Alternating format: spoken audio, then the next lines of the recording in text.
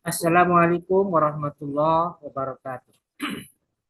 Bismillahirrahmanirrahim. Alhamdulillahirrahmanirrahim. Wabihi nasta'in wala umuri dunya waddin. Wassalatu wassalamu ala ashrafil anbiya'i wal mursalin. Sayyidina wa maulana Muhammadin.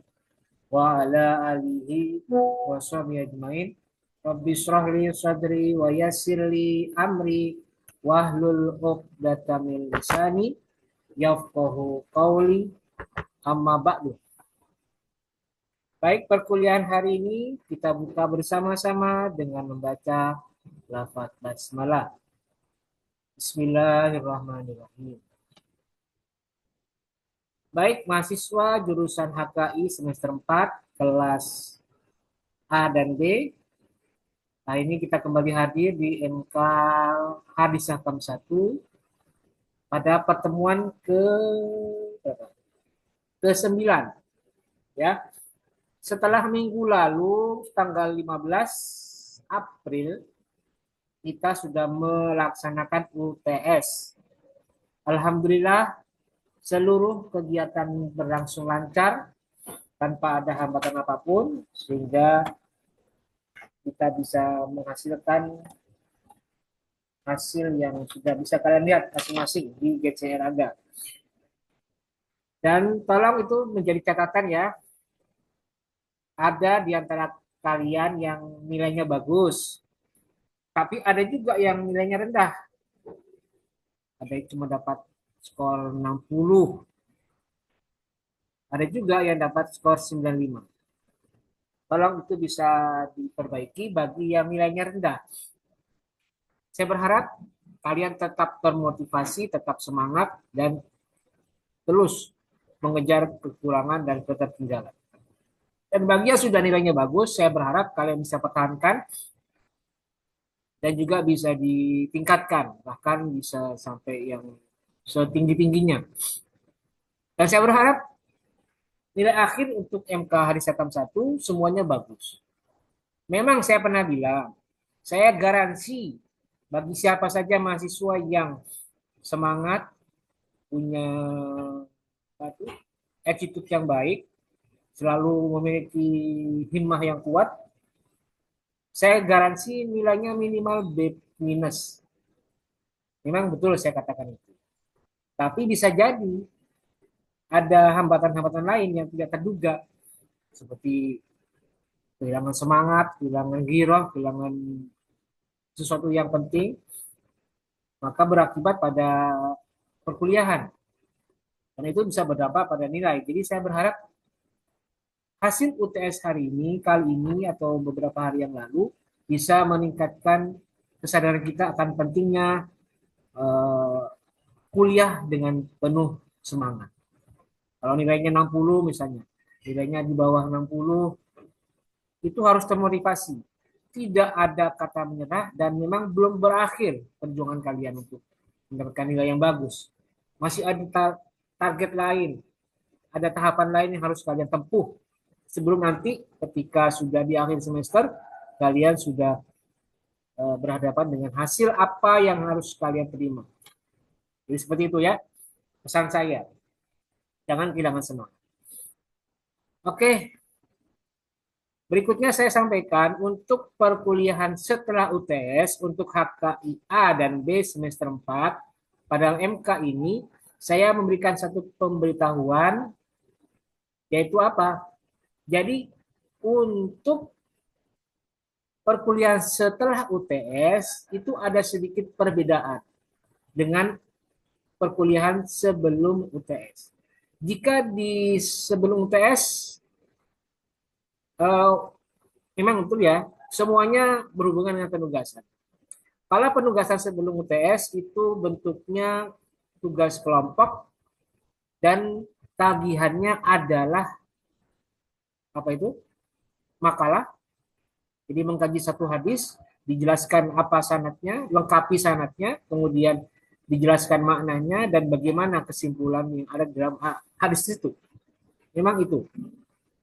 Tagihannya makalah.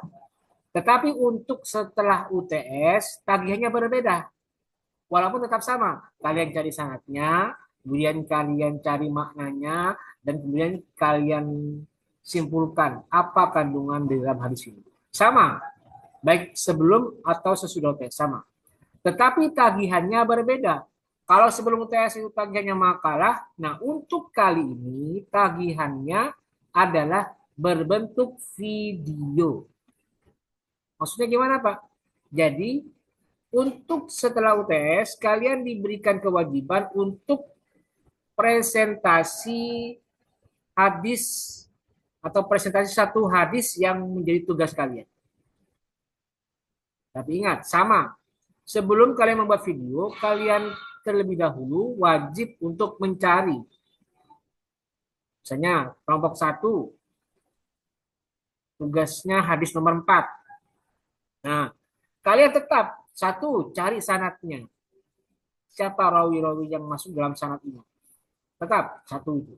Kedua, tetap kalian cari maknanya. Dan ketiga, tetap juga kalian cari kandungan hadisnya itu apa. Dicari. Nah, kalau sudah ditemukan, saya minta kalian ingat, tagihannya bukan makalah tapi video.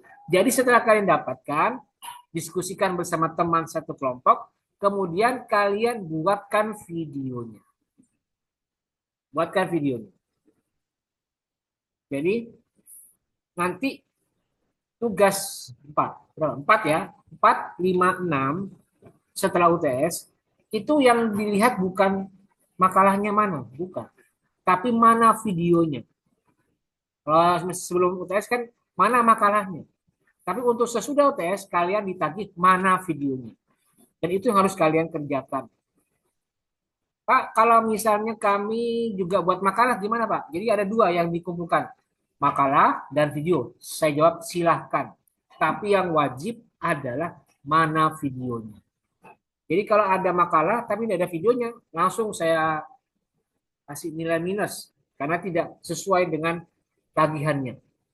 Jadi saya ingatkan, tugas setelah UTS itu berbentuk video dan harus dikerjakan bersama-sama secara kelompok. Tidak ada tugas individual. Jadi nanti ketika saya mau menilai, kelompok 1 berapa anggota kelompoknya? 4 misalnya. Berarti 4 itu saya lihat di video, ada enggak ini? Oh ada, si A, B, C, D, 4 lengkap. Dia presentasi. Kalau ada berarti saya kasih nilai sesuai dengan siapa yang ada di dalam video. Jadi seperti itu. Tetapi kalau misalnya saya sebutkan kelompok 1 itu anggota kelompoknya ada 4 misalnya. Tapi ketika presentasi di video cuma 3, yang 1 tidak ada, berarti yang 1 tidak saya nilai. Yang saya nilai hanya yang ada di video saja. Jadi seperti itu. Berbeda dengan yang sebelum UTS. Kalau sebelum UTS yang kerja cuma 2 orang. Yang 2 sisanya itu tidak hanya numpang nama doang. Tapi dia dicantumkan oleh teman satu kelompok sebagai anggota kelompok ini. Saya nilai, tetap saya nilai. Karena saya menghitung, saya mempertimbangkan ada namanya di dalam kelompok yang mengumpulkan tugas. Tapi untuk kali ini, saya hanya melihat dari sisi adakah videonya muncul di dalam, adakah dia muncul di dalam video. Itu yang perlu saya tekankan. Kemudian yang berikutnya saya tekankan juga ada pada pembagian tugas. Jadi misalnya anggota kelompoknya ada 4. Kelompok 1 ada 4 orang. Setelah mendapatkan tugas dari saya, oh tugasnya hadis ini, silakan dicari dan buat video. Segera kalian berempat bagi tugas. Siapa yang buat video untuk presentasi sanad, kemudian siapa yang buat video untuk menjelaskan maknanya, terus siapa yang bertugas untuk menjelaskan kandungan hadisnya, dan siapa yang mau menjadi moderator. Nah, dibagi aja. Kemudian nanti kalian presentasi dalam video sesuai dengan tugasnya masing-masing. Kemudian juga perlu diperhatikan, dalam pembuatan video silakan. Kalau mau pakai Zoom boleh seperti ini. Nanti dibagi berdasarkan tugasnya masing-masing. Kan kalau pakai Zoom kan enak, jelas itu. Ada 4 orang atau 3 orang presentasi di dalam satu frame. Jadi tinggal direkam saja. Atau ada yang punya keahlian editing video.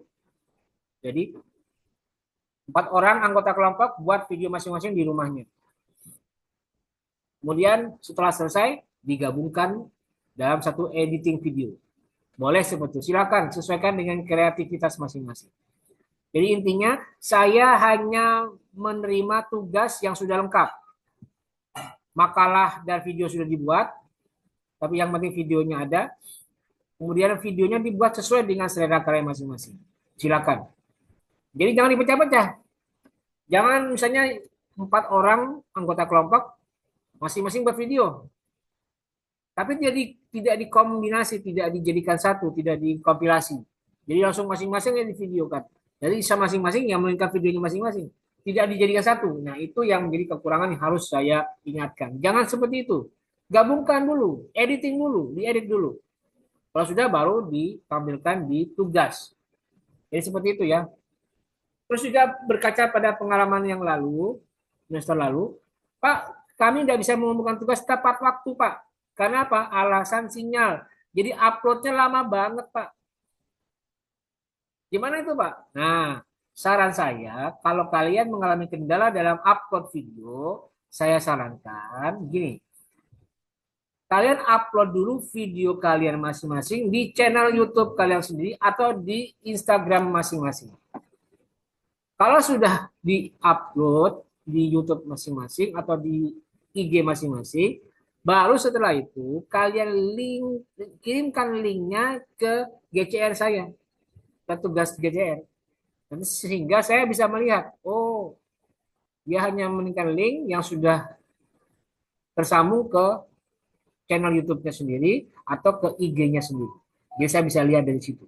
Itu bisa untuk antisipasi kendala upload yang susah ketika pengumpulan tugas. Jadi ingat ya, kendalanya apa? Saya sudah berikan antisipasinya dan silakan kerjakan. Oke, baik itu mengenai tugas. Dan selanjutnya saya sampaikan yang terakhir terkait dengan materi. Jadi kalau minggu lalu atau sebelum UTS, saya menjelaskan secara detail seluruh materi hadisnya. Tapi untuk sesudah UTS, saya hanya membatasi paling tidak hanya membahas 3 hadis. Jadi nanti ada 3 materi, satu materi tentang hadis zakat, kedua hadis tentang saum atau puasa, dan yang ketiga hadis tentang haji. Saya tidak jelaskan secara keseluruhan, karena pertimbangannya saya nanti akan jadikan hadis yang belum dibaca itu sebagai tugas untuk kalian yang mau kerjakan. Jadi saya batasi, mungkin saya hanya baca 3 hadis atau 4 hadis. Sisanya nanti kalian cari untuk menjadi tugas kalian. Ya, paham ya? Oke, baik. Kali ini saya akan menjelaskan hadis tentang zakat. Untuk kali ini saya hanya bahas 3 hadis saja. Yang pertama, oke, kita lanjutkan dulu. Yang pertama adalah hadis tentang, nah ini dia. Hadis tentang, ini muncul ya. Ani bin Abbas radhiyallahu anhu, yang pertama, hadis 622. Kemudian yang kedua, hadis nomor 626. Ini ya. An Abi Hurairah radhiyallahu anhu. Dan yang ketiga, hadis nomor 636. Yang ini ya. Itu An Salim bin Abdullah an abihi anin Nabi sallallahu alaihi wasallam. Jadi hanya 3 hadis saja. Oke, kita bahas yang pertama. Hadis riwayat Ibnu Abbas. Bismillahirrahmanirrahim. An Ibnu Abbas radhiyallahu anhuma anna Nabiyya sallallahu alaihi wasallam ba'asa Mu'adzan ilal Yamani pada karal hadisa wa fihi innallaha qad iftarada alaihim sadaqatan fi amwalihim tu'khadhu min aghniyaihim faturaddu fi fuqaraihim. Muttafaqun alaih wal lafdhu lil Bukhari. Dari Ibnu Abbas radhiyallahu anhu, dari Abdullah bin Abbas berkata, anna Nabiya sallallahu alaihi wasallam, bahwasanya Nabi Muhammad ba'asa telah mengutus Mu'adzan kepada Mu'adz, sahabat Mu'adz bin Jabal. Kemana tuh diutusnya? Ilal Yamani, ke daerah Yaman. Mu'adz bin Jabal diutus Nabi ke daerah Yaman. Pada kalau hadis, maka disebutkan hadisnya secara lengkap. Wafihi, dan di dalamnya ada keterangan Nabi. Apa kata Nabi? Innallaha, sesungguhnya Allah, iftarodo, telah mewajibkan alaihim, kepada umat Islam, apa? Sodakotan, membayar sodako atau membayar zakat. Diwajibkan untuk membayar zakat fi amwalihim, yang ada di dalam harta mereka. Tu'khadhu min aghniyaihim, yang harta itu diambil dari orang-orang kaya umat Islam. Faturaddu, kemudian diserahkan fi fuqaraihim, kepada umat Islam yang fakir. Jadi hadis ini menjelaskan tentang kewajiban membayar zakat bagi orang Islam yang sudah mampu. Dan setelah ditarik zakat, kemudian hasilnya zakat tersebut dibagikan kepada orang fakir, orang yang fuqara, orang yang tidak memiliki harta apapun dari kalangan umat Islam. Artinya hadis ini menjelaskan tentang kewajiban membayar zakat. Membayar zakat atau kewajiban untuk menyisihkan sebagian kecil hartanya untuk dibayarkan zakatnya. Itulah ajaran Islam yang menjadi esensi dalam Islam, dalam syariat Islam. Esensinya adalah zakat itu adalah penyuci atau pembersih dari harta manusia yang kotor. Biasanya kotornya kotor secara zahir maupun secara batin. Nah, kotornya harta manusia secara batin itu yang harus dibersihkan. Kalau secara zahir mungkin karena kotor kena debu, kotor kena kotoran, kotor kena najis, atau jatuh ke dalam kubangan lumpur, misalnya itu kan kotor secara zahir. Itu bisa dibersihkan, tinggal disiram. Tapi kalau kotor secara batin, tidak bisa. Bersih memang, mengkilap. Tapi secara batin itu belum bersih. Karena itu wajib bagi umat Islam untuk membersihkan.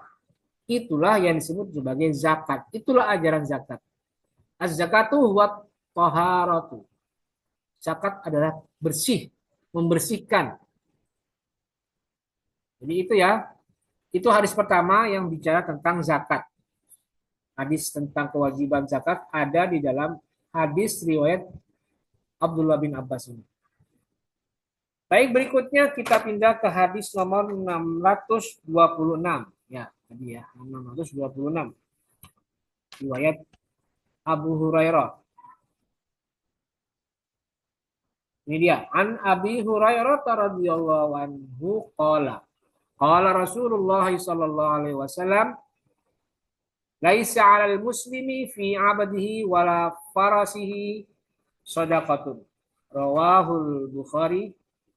Wali muslimin laisa fil 'abdi shadaqatun illa zakatul fitri. Dari Abu Hurairah, berkata Abu Hurairah, qala Rasulullah sallallahu alaihi wasallam, Nabi bersabda. Apa sabdanya? Laisa 'alal muslimi fi 'abdihi wala farasihi shadaqatun. tidak ada alal muslimi atau tidak ada kewajiban bagi orang muslim fi abdihi bagi budaknya wala farasi dan juga bagi kudanya sodakatun kewajiban zakat. Maksudnya seorang muslim yang punya harta berupa budak ataupun berupa hewan kendaraan atau hewan peliharaan yang berfungsi sebagai alat transportasi seperti kuda atau hewan pengendara itu tidak ada kewajiban zakat. Walaupun jumlahnya sama seperti jumlah sapi, 30 ekor. Tapi fungsinya untuk berkendara, dipakai untuk bekerja, dipakai untuk misalnya untuk alat bepergian, atau dipakai untuk membajak sawah, atau dipakai untuk memutar roda itu ya. Biasanya dipakai untuk roda apa? Misalnya untuk penggilingan misalnya. Itu tidak menjadi zakat karena fungsinya bukan hewan peliharaan, tetapi fungsinya adalah untuk kepentingan pekerjaan, misalnya untuk berkendara, untuk membajak sawah, ataupun untuk menarik roda penggilingan. Biasanya kan kalau di zaman dulu itu untuk memutar alat untuk menyalakan tungku, maka harus ada sesuatu yang bisa memutar rodanya. Nah, itu biasanya menggunakan fungsi kuda untuk memutar roda itu. Wali muslimin menurut matanya muslim atau sanadnya muslim bunyinya laisa fil abdi sadaqatun illa zakatul fitri. Tidak ada zakat bagi budak illa kecuali sadaqatul fitri, kecuali zakat fitrah. Jadi termasuk budak karena sekarang sudah tidak ada budak. Jadi ini hanya sekedar informasi tentang sejarahnya. Jadi zaman itu di masa Nabi ketika masih legal namanya budak, masih ramai, masih marak adanya budak, seorang budak itu tidak dapat zakat, tidak ada kewajiban untuk mengeluarkan zakat. Walaupun jumlahnya ratusan, budaknya ratusan, tetap tidak ada zakat. Kecuali budak ini dikenakan kewajiban membayar zakat fitrah. Zakat fitrah bukan zakat mal. Itu pun karena dia sebagai manusia, bukan sebagai barang dagangan. Itu ya. Itu hadis riwayat Abu Hurairah. Dan yang terakhir adalah hadis nomor 636. 636. Nah, ini dia. Dari Salim bin Abdullah an abihi anin Nabi sallallahu alaihi wasallam qala. Dari Salim bin Abdullah dari ayahnya dari Nabi sallallahu alaihi wasallam bersabda nabinya. Apa bunyinya?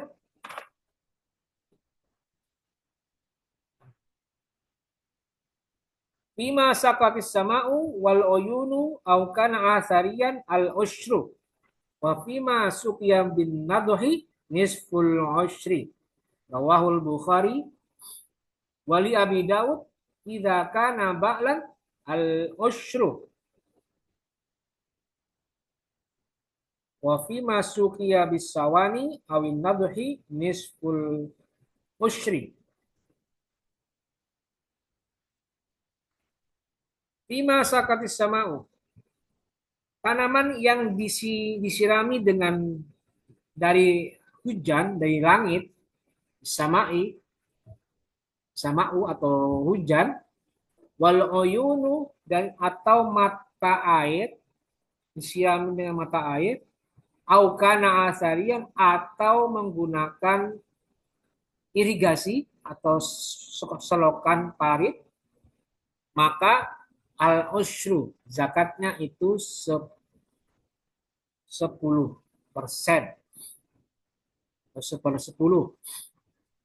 Wa fi masuqiya bin nadhi dan tanaman yang disirami bin nadhi dengan tenaga manusia atau dengan orang kerja Misalnya orang diupahi untuk menggayung, mengisi air, kemudian disirami. Jadi dibayar orang itu untuk menyirami tanaman yang ada di ladang atau di sawah. Maka jika itu pengairannya, cara pengairannya dengan cara seperti itu, maka zakatnya al apa? Nisful ushri, 1/10 atau setengahnya 10% atau 5%. Kalau tadi disirami dengan hujan atau disirami dengan irigasi yang mengalir secara alamiah atau secara wajar tanpa ada upaya untuk membelokkan dengan biaya, maka itu eh, berbeda cara membayarnya, zakatnya. Kalau dengan seperti itu, maka zakatnya tanpa ada biaya, zakatnya adalah 10%. Tapi kalau dengan biaya, dengan mengupahi orang, maka zakatnya 5%. Termasuk juga bukan sekedar air, tapi keperluan yang lain. Misalnya untuk membiayai pupuknya atau membiayai pestisidanya. Nah, itu kan butuh biaya, berarti zakatnya termasuk 5%. Karena apa? Binadhi, dengan upah, yang memberikan upah. Rawahul Bukhari, hadis ini diriwayatkan oleh Bukhari. Sedangkan menurut sanadnya Abu Dawud, idza kana ba'lan, jika ada tanaman itu mengambil air dari tanah atau ba'lan al usru, maka zakatnya 10%. Wa fi masuqiya bisawani, jika air tanaman tersebut disirami dengan bisawani, dengan tenaga binatang atau dengan misalnya pakai traktor atau mungkin dengan membajak menggunakan kerbau, maka atau dengan bisa atau dengan tenaga orang, maka zakatnya nisful usri, 5%. Jadi beda ya antara yang tanpa biaya dengan yang biaya. Kalau tanaman itu diairi ataupun dikelola dengan biaya perawatan dan pengelolaan, maka zakatnya 5%. Tapi kalau secara alamiah diserahkan kepada alam, misalnya untuk pengairannya cukup dengan hujan, sawah tak ada hujan, atau mungkin dengan menggunakan irigasi yang tinggal dibolongin aja sungainya sehingga masuk ke dalam sawah dia tanpa dibiayai, maka zakatnya 10%. Nah, itulah hadis-hadis yang kita bahas berkaitan dengan zakat. Nah, selebihnya untuk yang lain di luar yang 3 hadis ini nanti akan saya jadikan tugas untuk pertemuan ke-10 yang akan datang. Oke, saya kira itu. Terima kasih untuk perkuliahan kita pada pertemuan ke-9 kali ini. Semoga bermanfaat. Dan untuk berikutnya mengenai mekanisme penugasan dan siapa yang akan bergabung dengan teman yang lain dalam satu kelompok, nanti akan saya umumkan pada pertemuan ke-10 yang akan datang. Baik, terima kasih. Jika ada yang ingin kalian tanyakan terkait materi hari ini, bisa kalian tulis pertanyaannya melalui kolom komentar yang ada di GCR ataupun yang ada di channel YouTube saya. Baik, terima kasih dan mari kita akhiri perkuliahan hari ini dengan bersama-sama membaca lafaz hamdalah.